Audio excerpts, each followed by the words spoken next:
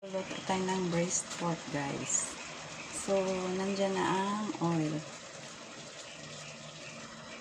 Initin na lang natin. Tapos, isur-sur na lang natin para mabisdugot ang oil. So, dito meron na akong star anise, ginger, red onion, at saka garlic. Ayan. Ayan ang ginger. Ito ang garlic. Ayan ang red onion. Ito ang star anise. So, lagay na natin.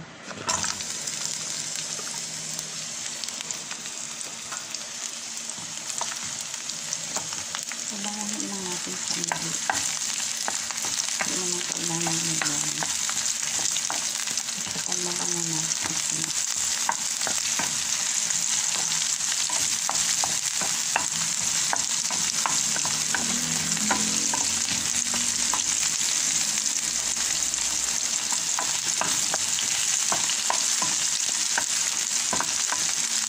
Marang balat ng garlic ang dali natin. Balat ng garlic. Yan, problema pag pinipisa mo yung garlic bago mo siya balatan. Yung balat yung naiiwan.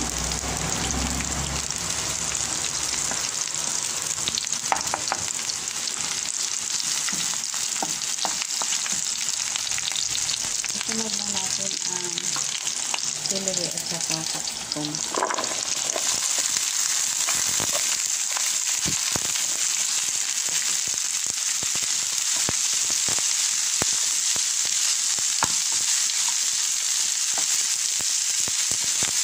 Sunod ko na rin ang tomatoes.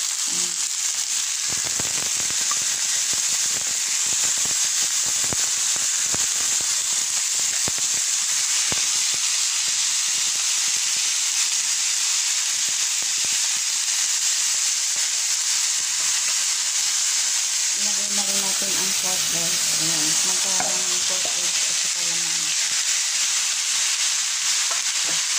Nabuhan ko na yung kanina. Yung kanto-kanto doon na sila.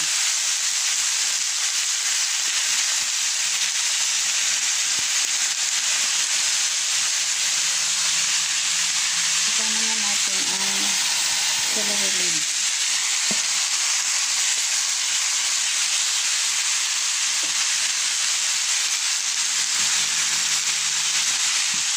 Idagdag na natin ang kamote guys. May kamote at saka kalabasa at saka laurel.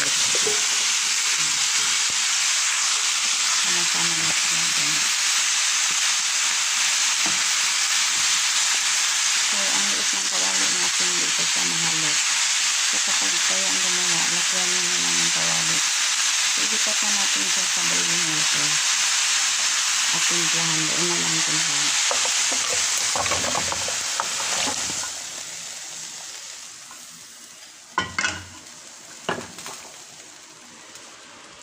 Dito meron akong salt. Konti lang salt guys. Madali naman magdagdag.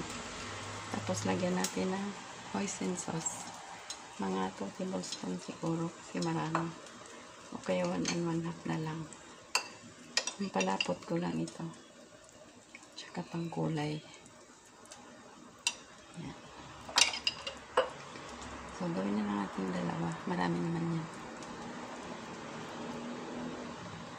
Tapos, timpla na natin ng paprika powder. Ayan, paprika. Hindi lang. Pampapula lang yung paprika. Tapos, konting magic sarap.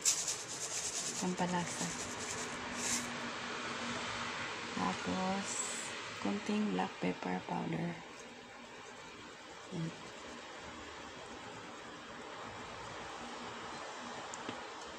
Tapos, konting, I'm sorry guys sa ingay. Konting Knorr liquid seasoning. Yan. Pero dapat ito may rice wine pa to.